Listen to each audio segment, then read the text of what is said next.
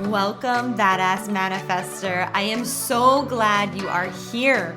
I'm your host and head coach, Ashley Gordon, master mindset and manifestation biz expert, founder of the Quantum Coaching certification, and multiple six-figure entrepreneur obsessed with empowering you to create quantum leaps in your energy, your life, and your business. This is the show to help you make magic your everyday normal, where the ripple effect is real and the guest experts are world class. My mission is to power your conscious and subconscious mind with manifestation teachings, business tools, and coaching techniques to put your potential into action. Consider this your weekly up level. Are you ready for quantum transformation? Let's do this. Welcome to the Badass Manifester podcast. I am so beyond excited today. I have a special guest. Her name is Danielle MacKinnon, and she is, you guys, she is an animal communicator, an animal intuitive, psychic for more than 20 years. She is an Amazon #1 bestseller. She has a book called Soul Contracts, Find Harmony and Unlock Your Brilliance and Animal Lessons, Discovering Your Spiritual Connection with Animals. She has a new book out. It's called The Incredible Animal Afterlife, What Your Pets Want You to Know. And it's available now. She is such a light. I am obsessed with Danielle. Like we got off our episode and we continued to talk for another half an hour. I think she's my new best friend.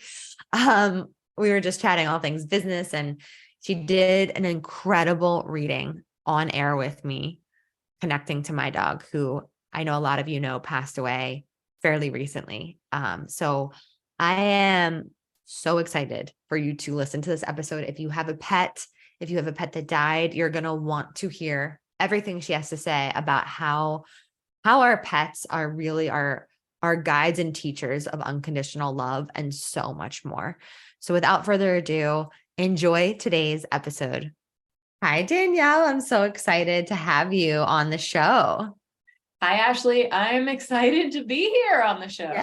Yes. I feel like this is a topic that we've never talked about on the show, but it's so interesting. And I know so many people have beloved animals that have passed, animals that they will connect with in the future. And yeah, I just love animals so much. So I feel like having you kind of share your gifts with us and talk about this is going to be really exciting to everyone listening. So pumped.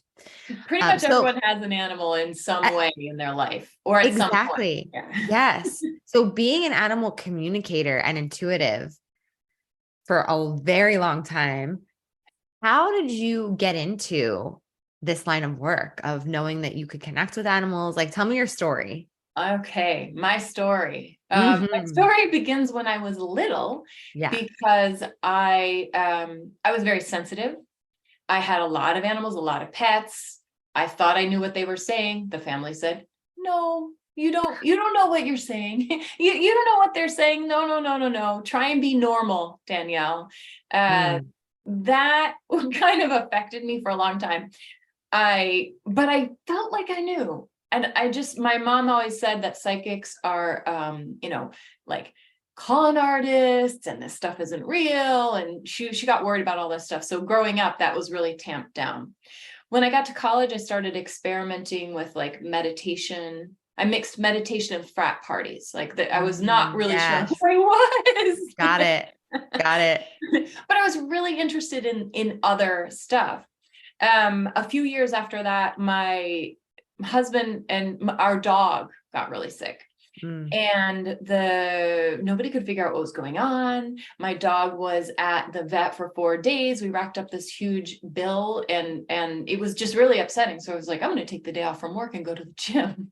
So I go to the gym. I meet my friend in the parking lot of the gym. I'm telling her what's up, and she says, "Well, why don't you take her to the pet psychic that's in town?" And I was like, "The pet psychic in town? This is a real thing?"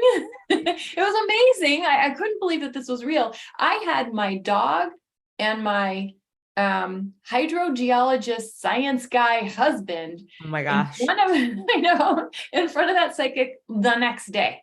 Wow. And I was so excited because I was working in the corporate world. I wasn't really happy. And if this was real, it meant that it was real for me. So because did that always stay with you? Like as a child, like feeling like you could connect with the animals? Yeah. Yeah. But everybody told me I was making it up. So I really wanted this pet psychic to, give me information and I was definitely waiting. So the pet psychic was able to connect with my dog, and my dog told him that she was really sick because she ate corn cobs, and she had eaten the corn cobs because my husband and I had been fighting about my mother-in-law. And he was right. Well, actually he said mother. It was my mother-in-law, but same difference. There's no way he would have known that. Wow.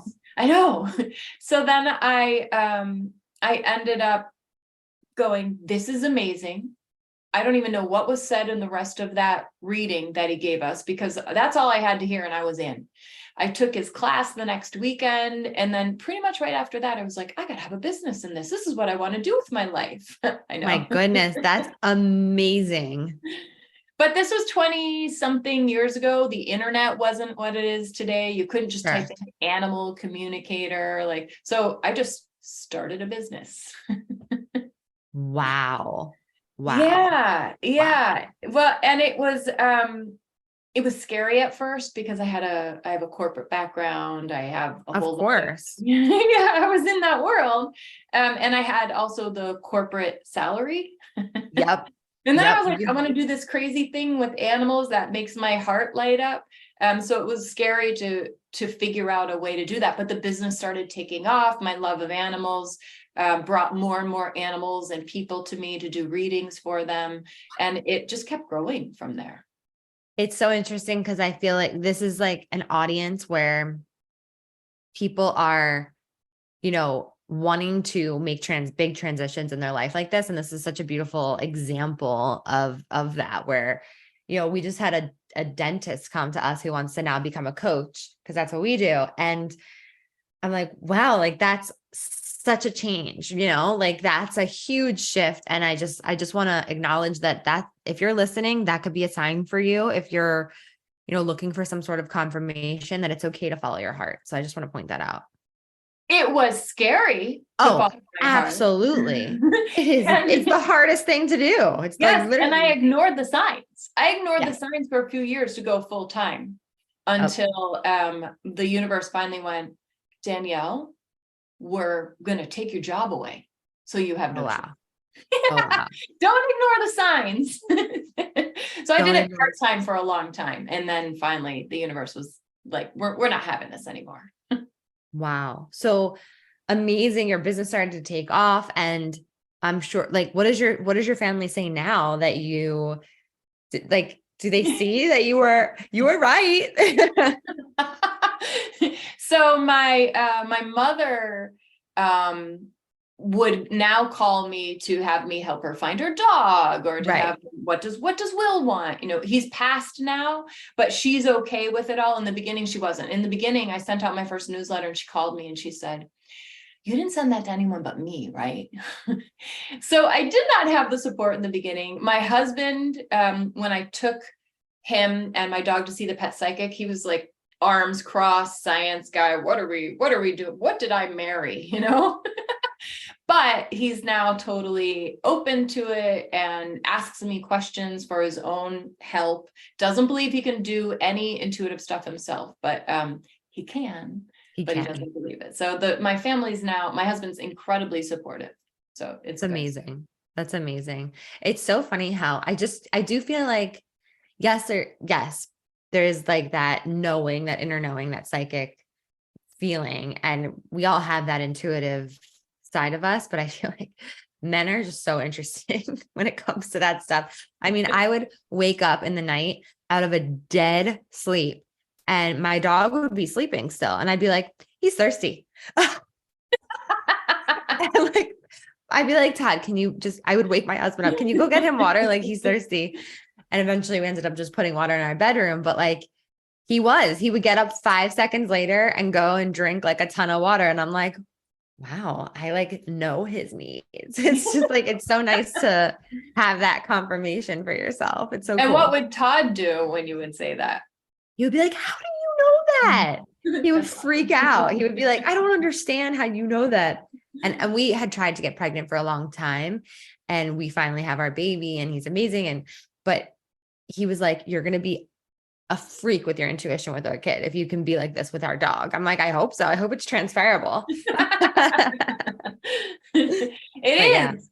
I always call it, I'm psychic with animals, and then I'm also plain psychic. The animals taught me how to be plain psychic. Yeah, exactly. Exactly. It makes sense. It makes so much sense. So what is that like when you are, do you have like a process when you're working with an animal or a person? Is it something that does it just show up immediately? Like, can you see everyone's like dead animals that are around them all the time, like that have passed? Like, I'm sorry, that's, can you like, do they But I should immediately? answer that. That's a good one to answer. Okay, go ahead. So can I see everyone's dead animals around them all the time? No, Okay. because I know how to control it. Right. Because I have like an on-off switch, like I'm open for business, I'm closed for business. I don't want to be driving down the road and be hearing from the dead rabbit that got run over. And so I had to learn how to manage that so that I could turn it on, receive information, and then turn it off and live like a normal person. Okay, that makes sense. I feel like most psychics would say that too. Like there is like that on and off switch. So when you get the messages, are you hearing them? Are you seeing them? Are you just knowing them? Like how does your Claire? What are my clairs? What are your clairs? So, I have all the clairs. Okay. So Yeah. see, hear, feel, know, smell, taste. But the thing is, I teach a lot of animal communication, and my students always start out like this too. They'll start out with like, they only see, or they only hear. But the animals want us to use all of our psychic senses. So the animals start being like, all right, Ashley is a really good seer. Awesome. We're going to give her a whole bunch of information that's visual, but we're going to now start giving her some hearing stuff as well, some sounds or some words, because we want to start opening up her hearing and train her to get to listen to her hearing as well as her sight. So the animals will actually take you through and help you open up all of your psychic senses. I know. I know. Random question. Have you ever taught a class at Kripalu? Yeah. Okay. I think my aunt took your class. She did? Yeah. Her name is Barbara Glinsman. I don't know. Shout out Aunt Barb. She'll definitely be listening to this episode. Hi, Barbara. Hi. That's very cool. Okay. Awesome. Okay. So what else do I need to ask you? So when you're working with someone, what is that process like? Is it, do you ask questions, or do they just ask you questions, or how does that work? So, if it was a private reading, first of all, what I teach and what I do is, a lot of psychics will say you need a picture, or you need an item of the animal or the person, and I don't need any of that, because who needs all that? We don't really need that. It's like a permission slip. Yeah. And when I connect with the animal, I always ask for permission, and sometimes they're going to be like, yes. And sometimes they're going to be like, no. They usually say yes. An animal might say no if the person isn't ready to receive all the messages at this time, like maybe their grief is too big or they're distracted. But the animals will usually say yes. So my process would be to connect in with the animal that the person wants me to connect with, and then start sharing. I like to start and have the animal first share information that they want the person to know. As humans, we try to control the reading all the time. We're like, well, I want to know this, and I want this to get fixed, and I want that. But really, the animals have a whole bunch of information usually they want to share first. And then the person can ask their questions. Okay. That is so interesting to know. It's like they have a lot to say. They have a lot to say that it like gets all built up. They'll be like, here's why I was doing this, and here's what's going on here, and here's what I think about your relationship. Like they have all the information, they want to get it out.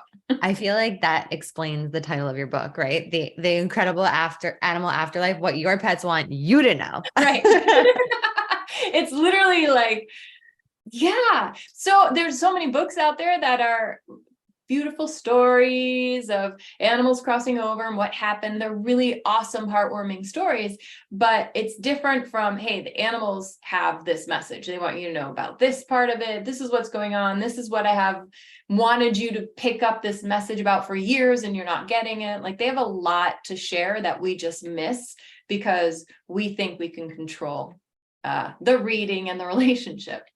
Wow. That's so awesome. Do you find that it's more impactful for people to come to you? Well, first of all, two questions. One, how, even if you don't have a desire to do what you do, how valuable is it for people to take one of your classes just for their own? Do you find that people just take your class not to necessarily become an animal communicator professionally, but more so to become a better communicator with their animals in their home? Look at you with your awesome questions.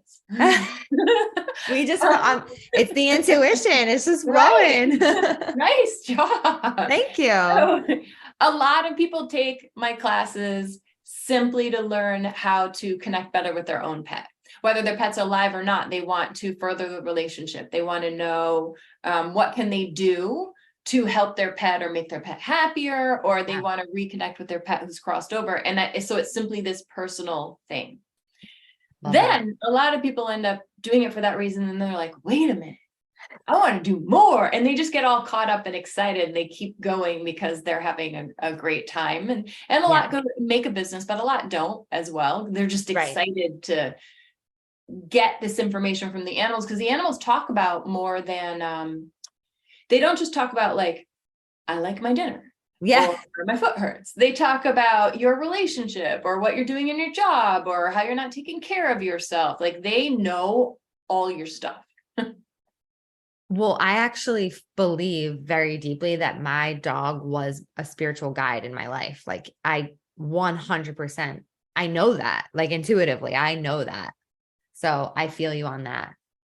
So what I always say when somebody says something like that, like this animal is in my life and the connection is like so big, it's massive. I've never felt like anything like this before. What the animals have told me is that they're teaching us lessons. They're teaching us soul lessons. So they're teaching us some version of unconditional love. Definitely. And sometimes we hook up with an animal who is directly teaching us about unconditional love by making us feel like the big, huge love. Nobody could ever be this amazing. Yeah. And I think that's what you've got going on with this one, where you're really learning by experiencing unconditional love. Totally. I could try. Yeah, definitely. I mean, they also teach us about like, how that we're good enough or that we are worthy and deserving. They teach us that stuff too, all different parts of unconditional love. You've just got the positive one, which is feeling and experiencing the love. It was so expansive. It still is, but it was so expansive. And I also believe, and I'm sure you would agree, like I think a lot of animals are also healers. Yeah. Well, I mean, what I see is that they're helping us heal ourselves. Yeah. So they're doing certain things. They're putting us in positions. They're making us think a certain way or have a certain experience. It forces us, because we're paying attention to our animals, to do things that we wouldn't normally do, to take care of ourselves in ways we wouldn't normally take care of ourselves, and to realize things about ourselves that we wouldn't realize if that little dog wasn't there doing that thing, making us have this moment of aha. It's amazing. And they're so brilliant, aren't they? Yeah. I like my work. Oh, I can't tell. I can't tell. I really can't tell. So would you say that so the other question that I had was, would you say that most people come to you to when their pets are alive or mostly afterwards? Okay. So I just want to be clear. I don't actually give private readings anymore. Oh, So, okay. Got it. but totally fine. I train people and they're all on my website. So, but I just want to be clear. So I'm glad you said that. I need a reading for Danielle. Right. No, they got to go to one of my people. go to her people and also read her books. So what I would say is it's like 50-50. So 50% of the people are like, I love my animal and I just want more. And I want a reading because I want to find out, like, does he know how much I love him? Does he actually like his brother? What more can I do? Is he happy? They have those types of questions. So that's why they get the reading. The other 50% are experiencing a big loss. And they're wanting to reconnect with their pet. They're wanting to maybe have closure, or they don't know how to continue the relationship with their pet now that their pet has crossed over. So I know that you just are making such a face there. I can explain that in a minute. No, I'm feeling that. Yeah. Yeah. They don't know how to do that. And so they seek out an animal communicator to find that out. Like, when is my pet around? Are they sending me signs? Do they know that I have this altar for them, or that I sang to them on Thursday, or, and so learning that their pet is actually around and is aware of what they're doing and is still trying to connect can often be really, really healing. Definitely. That's beautiful. So it's 50-50. Okay. That makes sense. Okay. Now I have a really weird question coming to me. Not weird, but I don't know if you've ever received it. You probably have. Okay. My question is, do you believe that humans become pets after they die, or that pets can become humans afterwards, or once you're a pet, you're always a pet? What do you believe? What's your school of thought? Because I feel like my dog was a human before, but like, why would we then want to become dogs if once we're human? I don't know. Deep thoughts. I get asked this question a lot, actually. Oh, okay. Which is, do animals reincarnate as humans? Do humans reincarnate as animals? Who's reincarnating? How do they come back? Like, what is this? So I can only share with you what the animals have shared with me, right? Like, who I don't have proof. So starting with that, what animals tell me is that they've mastered unconditional love. And that's why they're incarnating here to be with us, to help us learn unconditional love. We do not know unconditional love yet. We do not have that down at all. So, and that's why we can not believe in ourselves, not trust ourselves, all of these things that we do. It's because we have not mastered unconditional love. Animals all of the distortions. Yeah, all the stuff that makes you and I have businesses, because all of that means we have not mastered unconditional love, but animals have. And they tell me they incarnate here. They come into our lives specifically to help us, to help mass consciousness, and then to help each one of us individually get closer to mastering unconditional love, or at least experiencing unconditional love. So they always kind of make a joke out of it. If they have mastered unconditional love, why would they ever want to reincarnate as a human who has not mastered unconditional love? Does that make sense? Yeah, it does. So basically they're more evolved than we are. Well, in that way, yeah. I know that I sound like a crazy person to say that, but yeah, in that way, because they believe in themselves, because they don't question themselves. They're not like, well, I feel bad about myself now because I couldn't jump that ravine with the rest of the pack. They'll just be like, I didn't jump the ravine, and they keep going, Right. Right. And they're so present. Yes. They live in the present moment, and you can do that when you have mastered unconditional love. If you think about it, when you are fully present, this is when you are also feeling the most in tune with yourself, when you're fully here. This is what they want to help us do. So I know that there's all these religions that say animal souls are reincarnating to eventually become human, but they haven't told me that. Wow, that's so cool. I'm so glad I asked that question. That's so cool. Thank you for sharing that. The other question that's coming through to me right now is, I don't know what to ask, and maybe you've been asked something along these lines, but I'm being guided to ask about animal cruelty. Yeah. I don't know what there is to ask about it, but is there anything that you have to share about it? So, my belief from working with the animals is that they plan their passing. Okay. I think I know why you're going there. So they plan their passing, meaning they plan what they're going to die of, when it's going to happen, who is with them, who isn't with them, every single aspect of it. Now, that's easy to understand when an animal passes of old age. Mm-hmm. Like, we get it. All right, it was time. But they plan this passing based on the lessons that they're teaching us. And when we've learned our lessons, then it's time for them to cross over. And so that's when they start going, all right, what do I want to have happen? What is this passing going to be like? When does it need to happen? How can Ashley learn the most from this passing? How can I put this together in a way where she can grow and evolve in some way when I pass? Does that make sense? So they're evaluating all of this in a very big picture way, not in a conscious way while they're eating their dinner, right? Sure. But they're evaluating this, they're putting this plan in place, and it is a plan that we cannot alter. Meaning, I can't manifest my dog staying alive longer because I'm unwilling to let go, or because I say, don't die yet. I cannot affect the plan.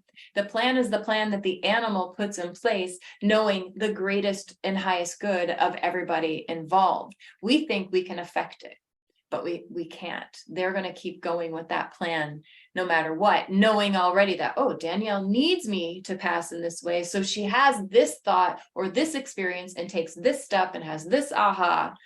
Wow. Which includes animal cruelty.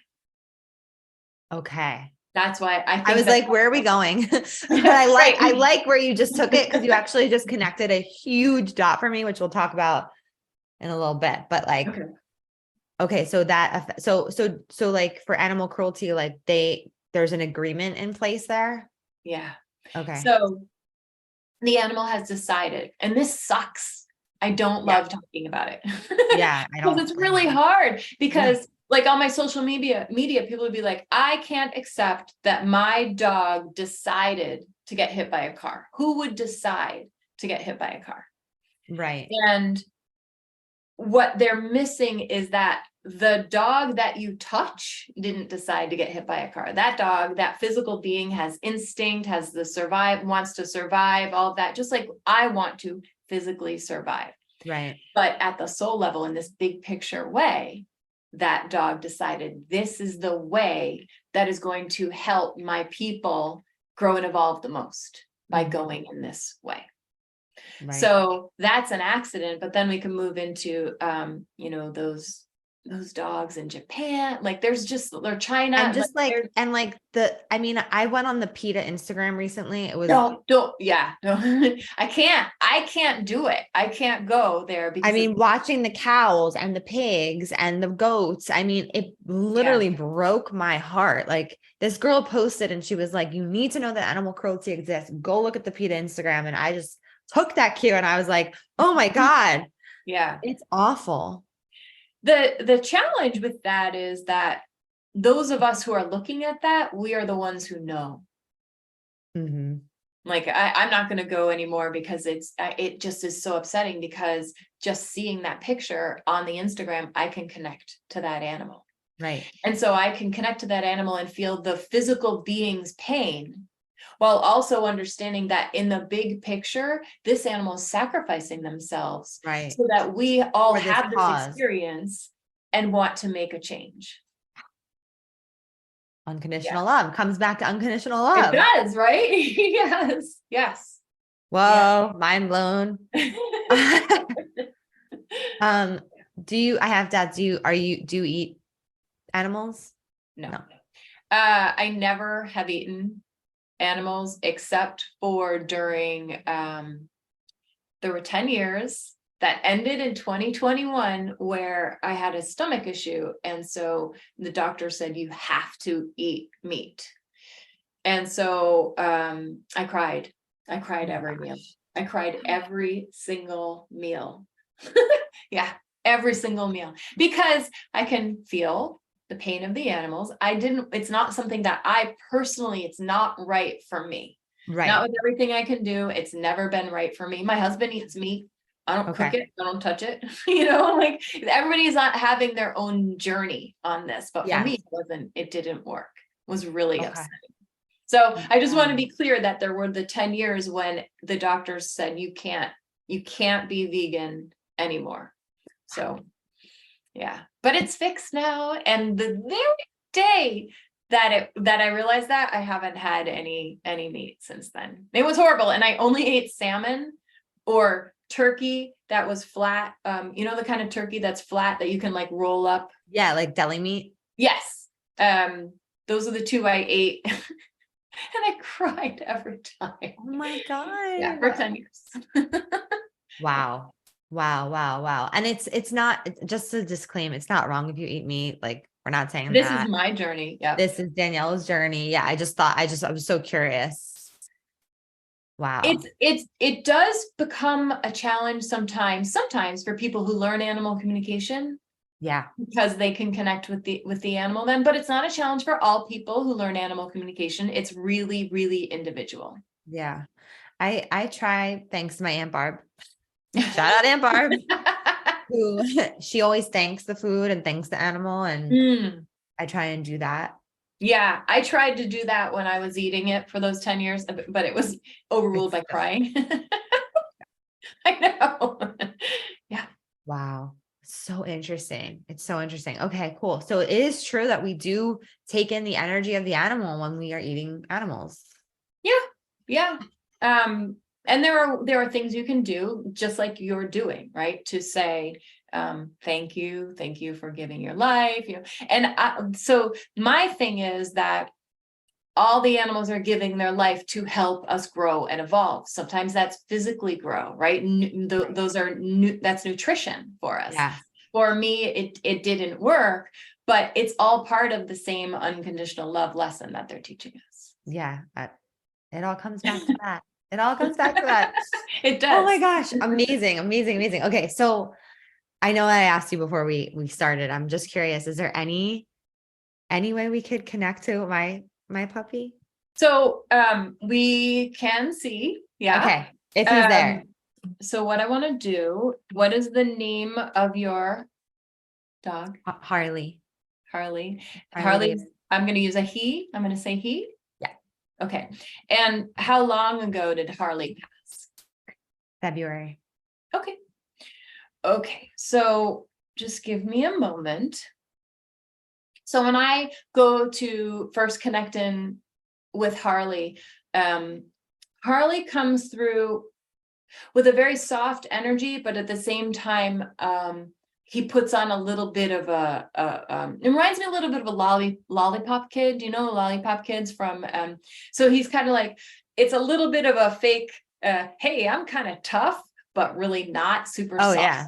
Does that make sense to you? Definitely. And there's a little bit of a sense of humor since he gave that to me as a lollipop kid. Like, I feel like he was more all about the love and the softness, but at the same time, part of the way that he made that happen was through the making you laugh and being a little goofy and being like a little bit of a little mini tough guy who you knew was really not tough at all. Does that make sense to you? Yeah. Okay. Mm-hmm. And it's totally fine if I say something that doesn't make sense because I have no idea. Yeah, of course. Okay. And then sometimes he would just like snub me. I'm like, give me a kiss. He'd be like, but it's like, and it would make me laugh. It makes you laugh, and it's like a game. He's not doing it to truly snub you. It's like part of the push pull. I'm a tough guy, but not definitely. Really. It makes perfect sense. Okay, so I'm going to go back to Harley. So the other thing that I don't know if he's showing me this as now or if he's showing me this as when he was alive, but I see him down by your feet a lot, like where you go, Harley's right there. Mm-hmm. It doesn't matter if you're sitting, if you're understanding, or it just Harley's just very, very present and attached to you in particular. Is this from when he was alive? Was he doing that?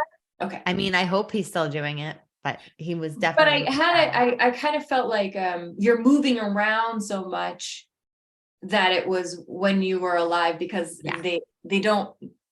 He's a little underfoot, but in a good way. Makes sense? Yeah. Like, oh, I'm gonna trip, but he's so cute. Like that kind of thing. Okay. All right. And then there's also something going on with this is when he was alive, with his fur being very, I want to say special. It reminds me kind of my hair look. Like it's like there's a like curl. It's like just very, my hair, I don't have good hair today, but like silky, shiny, silky, shiny, curly, like loving. It's almost like hair. It's so amazing. Does that make sense? Well, yeah. I mean, I was just obsessed with the top of his head, like obsessed with the hair on the top of his head. And like, I kept some of it. Aw.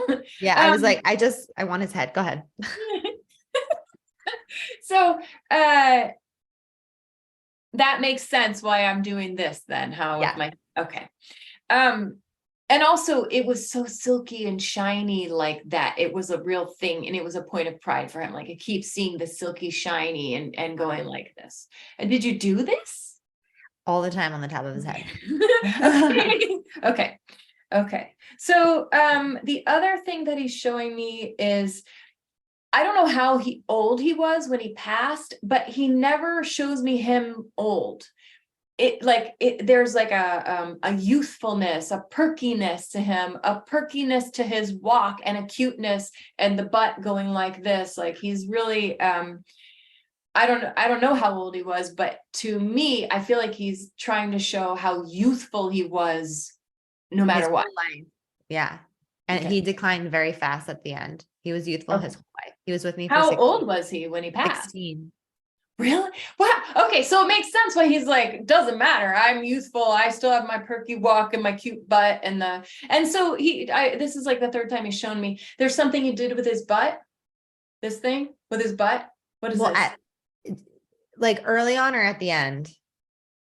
I don't know. I just keep seeing the butt in a super, like, it warms your heart way. Okay. Yeah. I mean, his walk, like, for sure with the butt. Okay. Definitely. Yeah. Okay. He had a waddle. He had quite the little. But in a cute way. Yeah. Like, he's kind of all about the cute. And so you mentioned somebody else in the family. Was it Todd? Who'd you mention? And Todd knew him? Did I say his name or did you just pick that up? I thought no, I don't think that's getting the name. Okay. No. Yeah. I thought you said Todd. So, and he knew Todd, and there's definitely a connection there, but he was much more underfoot of you. Does that make sense? Like, so I got him freshman year in college, and then Todd became his dad. Okay. A little while after. There's no negativity there or anything. It's just more like, it's more like, I see you, and then I see Harley at your feet, and then I see Todd standing over here, and he's not like protecting you, but you're Harley's. Even to Todd, you're Harley's. Does that make sense? Yeah. Okay. You can ask a question in a moment. I just feel like there's one more thing he had to say.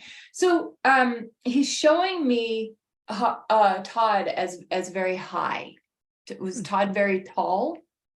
I mean, not very tall. He's like 6 foot. Oh, he's tall. He's a lot taller than him, considering he was a Yorkie. Oh, he's a Yorkie. There we go with the fur. Okay. Yeah. That makes sense. Todd, it's like I'm looking up at Todd a lot, which is interesting because I feel like they had a really good relationship, and yet you will get down and cuddle and lay and like get, but Todd's kind of like up there and kneels down. It's a little bit more proper. Make sense? Yeah. Okay. Totally. And so nothing negative. It's just like, that's how Todd is to me. He's showing. Okay. Right. What do you want to ask for your question? It also fits with my mom's dog, who is in my house currently. Also Yorkie. Todd is like, oh. I I guess my biggest question is, did I make the right decision at the end? So, should I have waited? So I'm just going to remind you what we already talked about, which is they plan. Okay. But I want to get his version of this, what he has to say. So the two of you, what I see is the two of you were together and your hands were with him, like right with him. And so he's not answering the question the way I thought he would. He's showing me his passing. So I'm seeing the two of you together. I think it's his passing. And your hands were with him and your hands were right around him. And you have your head down like this. And you're like whispering, like, I love you, I love you, I love you in his ear. It's okay, it's okay. I love, like, which just repeated over and over and over and over and over again as he passed. And he wants you to know that he heard you. Wow.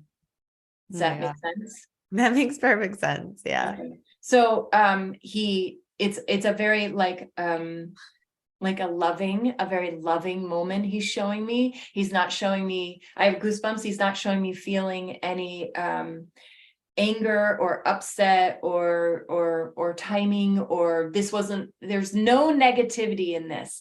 He is feeling this love while you're doing this quiet whispering thing to him. He is fully in that, and you actually helped him transition really beautifully. He's not showing me any problems around timing. He's showing me how beautiful his passing was. Wow. Thank you for sharing that. Did that make That's sense? Crazy that you saw the whole picture. Yeah. So and were you saying, I love you, it's okay, it's okay, I love you? Yeah. And then baby? And then baby? Yeah, did you call him baby? No, but okay, I heard baby. Well, you heard baby because he waited. It feels like he waited until my baby was born. So you could transition from one to the other. Exactly.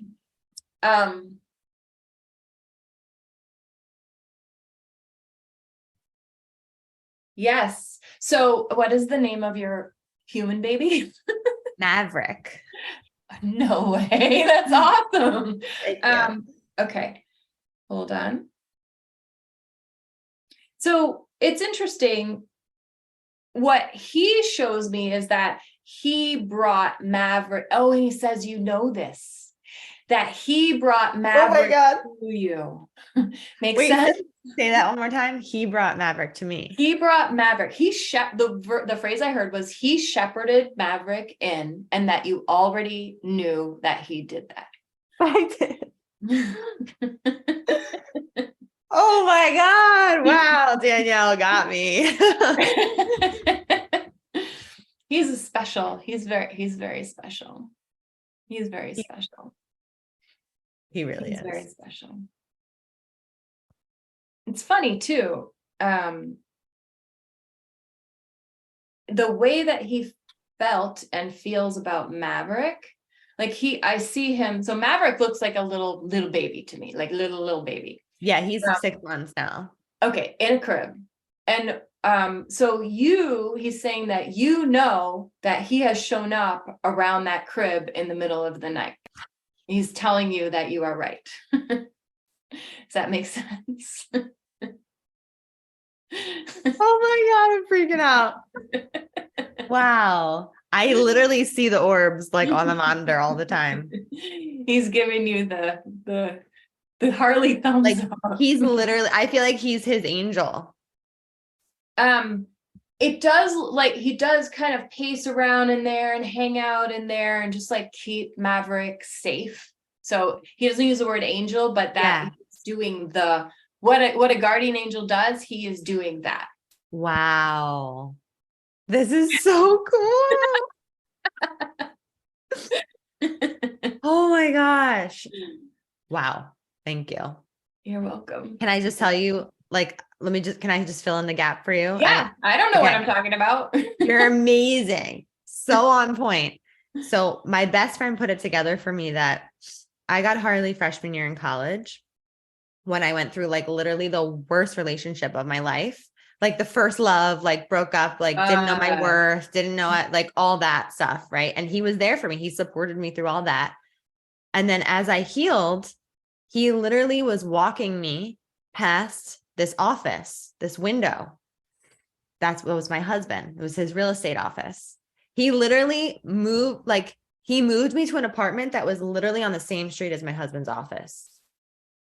Wait a minute, because he's tall, he's up there. I'm looking up. Was that window up as well No, I mean, not technically, but okay. Yeah. I don't understand the tall thing. Yeah. Okay. Keep going. We'll figure that one out. But like, he helped me meet my husband. And I mean, the whole thing helped me build everything, literally everything. And then especially when we were trying to have Maverick, we did IVF, and he, even in his older years, like we took him to New York with us because that's where the doctor was. And he says he needed to touch you, be touching you, be with you, be touching you while you were doing it. I believe it. Yeah. I believe it because I don't know. I didn't connect all this till afterwards, but yeah. And like, I forgot that I even brought him to New York for that thing until I was looking through all the pictures. You know what I mean? Yeah. Yeah. Really cool. And then the other thing is like going back and looking through all the pictures of him, it made me reflect on my own life of like all the times, like looking back at pictures being like, I doubted myself then. Why did I doubt myself then? Like more healing there. Yeah. Like, no, I had it. Just like own it. Yeah. Like so much, so many threads have pulled through. Yeah. And then the last thread, there's so many, but the last thing I'll share that when I was like, that connected something for me when you shared about how they plan their passing in a way that is really specific to like you and your healing. I questioned so much because he was fine, but it was time for him to go. Like he was crying all night. He was sleeping in his pee. It happened like so fast the way that he declined. Anywho, I doubted my decision. Did I make the right decision? Did he make the right decision? He was fine. I could have dealt with another night of crying, like over and over again. Am I making the right decision? And I feel like right now, specifically at this mark in my like motherhood journey, I keep asking myself the same questions of like, am I making the right decisions? Am I making the right decisions? Like, you know what I'm saying? The same exact questions. And I feel like that just connected to me like, no, you did make the right decision. It's all happening the way that it's supposed to. Like, it not only did you make the right decision, but he taught you how to recognize that in yourself, how to trust yourself. One of the things that he shows me that he did, I'm just going to keep going for 1 second. Yeah. One of the things that he shows me that he did is he would like be way, way by your side, all up in your grill. And then he would back off and leave you to kind of almost like fend for yourself a little bit. But those were the moments when you would have some realizations of, I can do this. I've got this. Oh, this is okay. So he taught you to be comfortable with his support, but then do you yourself. Does that make sense what I'm saying? It makes perfect sense. Yeah. And so that is what the lesson that he gave you that he wants you to continue on today with him on the other side. Does that make sense? So that's how you have a relationship with him while he's on the other side. He'll start giving you signs. You ask for his help around this, ask for his guidance, and he will continue to support you and then back up for you to make the decision. Support you and then back up. But he can do that from the other side. Wow. What a powerful teacher. Right? I mean, he was with me literally half my life. That's really cool. That's really cool. Thank you so much for that. That was so cool. And I hope it was fun. Okay. He was all ready. He was all ready. Thanks, Har. Oh my God. I always said to my husband, I was like, listen, I just want to keep his head. Like, let's just do this weird thing and like, just keep his head and I'll put it on the wall. It's such a cute head. Like, oh, no. He's like, absolutely not. You're crazy. We didn't do it. No, you got the hair. You're also I got some hair and I'm good. I leave it by my bed and I look at it every day. And his pictures are everywhere. Well, thank you for letting me connect with them. Thank you so much for doing that. I can't believe I just said that out loud. They get us to do that. Oh my God, they do. They do. Thank you so much. So everyone needs to learn from you because this is so important. This is such important work that you're doing. And I definitely want to take one of your next time. I'm not getting a pet for a long time. My plan, maybe not my future pet's plan, right. but I don't know. But I want to take your course for sure because I feel like it will just, I'm already intuitive. We all are.